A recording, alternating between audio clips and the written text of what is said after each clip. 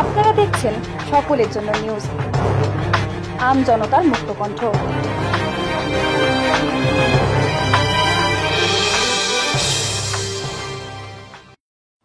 মেয়ের জন্মদিন উপলক্ষে বাড়িতে অনুষ্ঠান না করে দুস্থ শিশুদের নিয়ে অনুষ্ঠান করলেন গুসকরার দুই দম্পতি।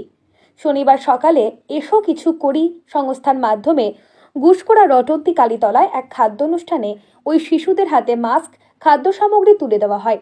এদিন সকালে গুসকরা পুরসভার ৪ নম্বর ওয়ার্ডের তুড়িপাড়ার শিশুদের হাতে খাদ্য সামগ্রী তুলে দেওয়া হয়।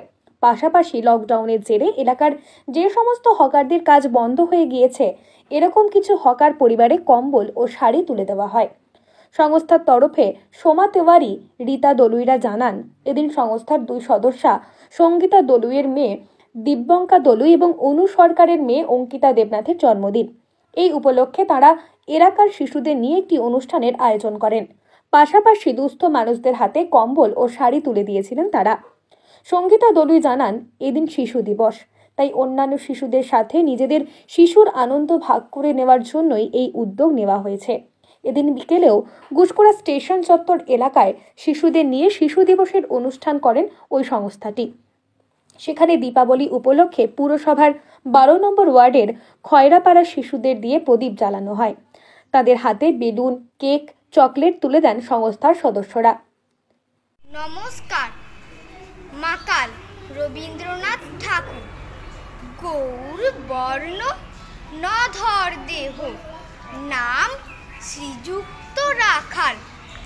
জন্ম তাহার হয়েছিল সেই যে বছর। সঙ্গীতা দলুই, আমার মেয়ে দিব্যাঙ্কা দলুই। আমি আমার মেয়ের জন্মদিন প্রতি বছরই বাড়িতে লোকজনকে খাওয়াই। সেটার পরিবর্তে আজকে আমি কিছু মানুষকে কম্বল দান করলাম। পাশাপাশি আজকে শিশু দিবস এবং শুভ দীপাবলি, তার জন্য আমি কিছু শিশুদেরকে নিয়ে একটা অনুষ্ঠান করলাম।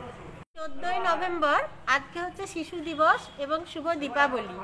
এই উপলক্ষে আমাদের দুই সদস্যা সঙ্গীতা দলুই এবং অনু সরকার, তাদের মেয়ের জন্মদিন দিব্যাঙ্কা দলুই এবং অঙ্কিতা দেবনাথ, তাদের জন্মদিন উপলক্ষে তারা কিছু দুস্থ মানুষকে কম্বল দান করেন এবং শাড়ি দান করেন। তার সাথে সাথে যেহেতু আজকে শিশু দিবস, এলাকার কিছু স্ট্রিট চাইল্ডদের নিয়ে আমরা তাদেরকে মাস্ক এবং কিছু খাবার জিনিস দিই এবং তাদের নিয়ে গান বাজনা অনুষ্ঠান, যে যা জানে আবৃত্তি ইত্যাদি আজকে করিয়ে তাদের মধ্যে আমরা একটু আনন্দ দিতে প্রচেষ্টা করি। আমার নাম সোমা তেওয়ারি।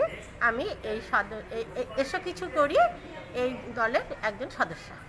নিজাম আলমের রিপোর্ট, সকলের জন্য নিউজ।